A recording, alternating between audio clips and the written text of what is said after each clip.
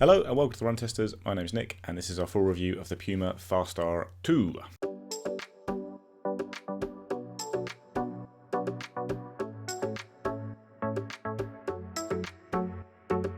So the Faststar 2 is the successor to Puma's Faststar 1, one of the more interesting carbon shoes in the market. With the second version, Puma has only doubled down on the kind of weirdness you have here with the shoe and the innovative features. Obviously there's a lot going on with the shoe, we'll come into that, but first let's run through the key stats. It costs £230 in the UK, $260 in the US, so a little bit of a price rise on the Faststar 1. It weighs in at 255 grams or 9 ounces, so it is also a bit heavier than the Faststar 1 because the stack height's been increased. It now hits 40mm at the heel and 32 at the forefoot for an 8mm drop. Obviously there's a lot going on with the shoe. You've got that decoupled midsole steel that you saw with the Faststar 1 that shows off the power plate, the carbon power plate running through the length of the shoe. Now that carbon plate extends out the front, so you've got this little bit of an underbite at the front of the shoe there. Puma says this creates a bit more ground contact, more leverage by using that longer plate, so it should create more efficiency and help you take fewer steps and be more efficient over long races like the marathon. You've got an all new version of Nitro Elite foam in the midsole too. So the Faststar, you had an EVA foam at the heel and then a PIBA based Nitro Elite foam under the forefoot. With the Faststar 2, you've got the same foam across both, and it's Nitro Elite. It's still called that, but is now an aliphatic TPU. This is a new foam to me. I've not seen this in a lot of running shoes yet, and Puma basically says they're getting more energy return from this foam than from PIBA, which has obviously become the dominant foam used in super shoes. So very interesting bit of innovation going on there. This lightweight ultra weave upper, which is nice and breathable, but it is a little bit kind of stiff and interesting to touch. It's quite a different feel to lots of uppers out there. You've got some power tape on there as well to create a bit of structure and support.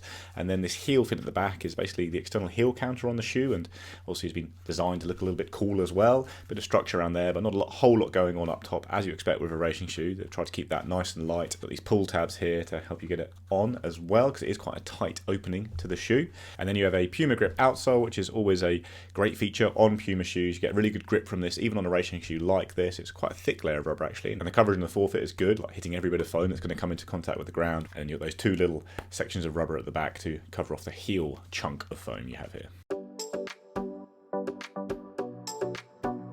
So I had no real problems with the fit of the Puma Faststar, which I think is a bit surprising because I didn't think the upper's the most accommodating. It's quite a weird, stiff material. The heel design's a bit, aggressive and all that. But actually, it's fit me very well in my normal running shoe size. I've got a UK 9, which is a US 10 in Puma. Same size I've worn across the Puma range. I've had enough room in the toe box, enough hold around the heel and midfoot. Heel is a slight concern to me. I'd say if I've used the shoe a couple of times in a row, it does start to irritate my Achilles a little bit. This stiff design with this fin at the back there and the kind of narrow, grippy design you have there. Like, it's not the most comfortable design. It's one that would mean it would be a shoe I'd use quite sparingly, but that's how you'd use this shoe anyway, just for occasional fast sessions and races, in which case I wouldn't have a problem with it. But yeah, if you're someone with a very sensitive Achilles tendon, it might be one to look out for a little bit with this fin at the back here. Done 50k of running in the Puma Faststar 2 ahead of the review embargo lifting here in the UK. Obviously I've used it predominantly for fast running, as you'd expect from a shoe like this. I've used it for a couple of tough training sessions and then a park run, or Christmas Day park run actually at all out pace. And for the most part it's been a bit of a surprise all around. Like, I kind of had some reservations about the shoe just because it is quite a big, heavy shoe. There's a lot going on here. It didn't necessarily feel like a shoe that was going to suit me in particular, as I am a high cadence, quite shuffly runner. I feel like a shoe that might be a bit better for more booming, loping runners. But first running the shoe, I went out and did a progression run moving from 3:45 a k down to 3:25 a k pace. So it was 20 minutes at 3:45 a k, 20 at 3:35 a k, which is around my marathon pace, and then 20 at 3:25 a k, which is probably more like my half marathon pace at the moment.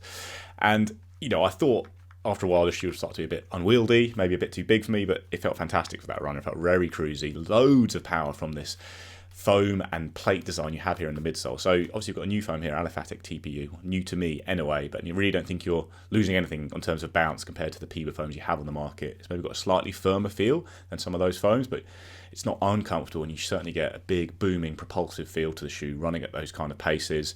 Going through the gears throughout that session, yeah, the shoe just felt really great. I felt like it was really in control at those kind of paces and getting a lot of bounce, a lot of flight time, and just feeling great in the shoe. Also, that was on a greasy park path. It is a good surface, a hard surface for running, but it was in winter, so a slightly greasy top, and you got great grip here from Puma Grip, as you'd expect. No concerns at all running at those kind of paces on those slightly greasy surfaces. So then I used it for Christmas Day park run. I had a pretty good day. I can't remember exactly what I ran off the top of my head, but I think it was 16:20 something or odd, and I finished strong in that race. Like the fastest K of the whole thing was my last K. Was in Grinch socks as well, which obviously adds a bit of pace, but the shoe also felt fantastic for that, and that did surprise me because, like I say, I'm quite a shuffly runner.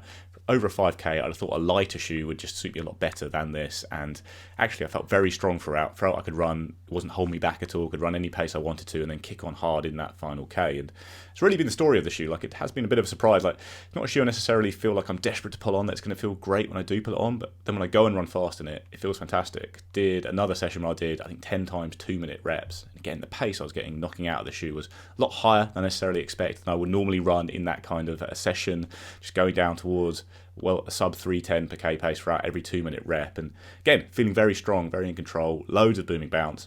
So overall, yeah, I've had a really positive experience with it. Like, I still do think there are times when I'd like to have something a bit smaller on my foot in particular, something that would help me turn my cadence over a bit faster, which is how I tend to run fast. But, you know, it hasn't been the big unwieldy shoe that I thought it would be, potentially looking at it. Still don't think I'm getting a lot from the underbite. I think I'd probably lose that and save a bit of weight there, potentially. Don't think the upper's amazing, but I think it's been okay for me, and I do think the midsole setup works really well to deliver a really fast, aggressive ride, and then you've got great grip at all as well on the outsole there. So all around, good positive run experience with it for sure.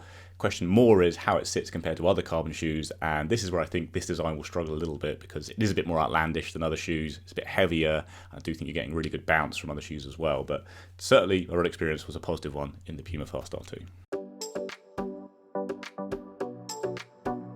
So my verdict on the Fast R2 is that this is an interesting and innovative carbon racing shoe from Puma.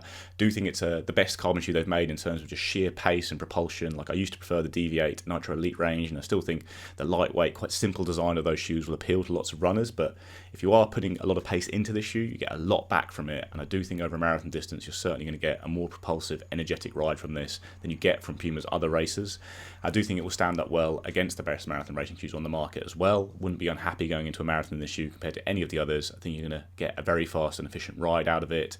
It's going to catch the eye, certainly, and there are some of the new features I don't think work that well. I still don't really like this heel fin. I don't necessarily like this underbite, but I do like the foam in the midsole you have here.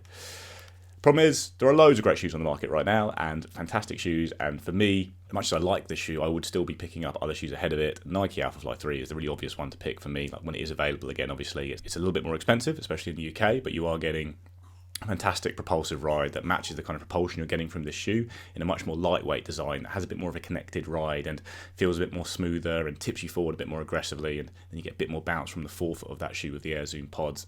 Alphafly 3 will still be ahead of it for me. Davefly 3, you know, is a slightly different kind of shoe. It is that lighter shoe, but you get a good amount of bounce from it, but it is a lot lighter, cheaper, and you've got really good turnover in that shoe for fast running over short distances as well, which is where the Fast R, I think, isn't quite as good as it. I think this is more of a marathon focused shoe for me. Puma has a lot of carbon shoes in its range that probably the other ones would suit shorter races a bit better, but when you're spending this kind of money, you want really to get a carbon shoe that can handle a bit of everything, which the Vaporfly and the Alphafly can. So while I think there's a lot to like about this shoe, it's not one that's come in and I've gone, yeah, that's the innovations here have all worked. It's better than everything else on the market. I think it's a really good shoe. It puts Puma in now a bracket with other shoes like the SE Elite V4 and lots of other shoes that I think are very good options for racing, but it doesn't necessarily stand out from those options and everything aside from its wild design. In terms of performance, it's got the performance, but it doesn't really take things to a new level. And there are shoes I'll be picking ahead of it still, like the Nike Alphafly 3, and that's kind of the problem with carbon shoes. Like, there are loads of these shoes out there, and they're all really good shoes, but if you're going to spend a load of money, you're probably just going to buy one, maybe two. Some people might buy loads of them because it's an interesting thing to have a lot of, and they're collectors almost, but in terms of just building a running shoe rotation, you are looking at kind of one or two shoes max in this bracket, and the Fast R2, as good as it is, as fun as it is, I don't think it'd be the one I'd select above everything else, which is where I tend to lean towards the Nike shoe still. But really enjoyed testing it, and I did find it a lot faster and more impressive than I expected when I first saw the design. So it's a really good shoe.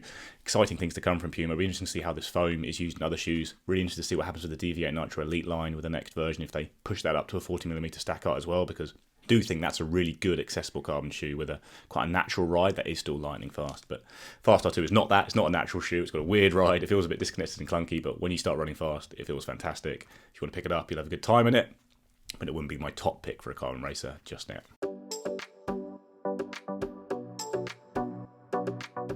Alrighty, that's our review of the Puma Fast R2. Let us know what you think in the comments below. We'll get some comparisons to other shoes up on the channel in the next few weeks. Please do like and subscribe, ring the little bell, and we'll see you next time.